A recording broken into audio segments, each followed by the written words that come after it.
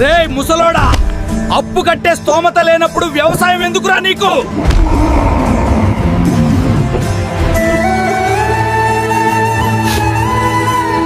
నా శవంతోనైనా ఈ అప్పు తీరుతుందేమో.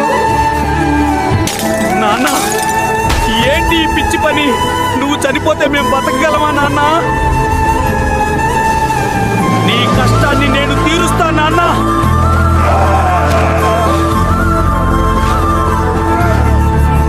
నాన్న, ఈసారి పంట బాగా పండుతుంది, మన అప్పులన్నీ తీరిపోతాయి.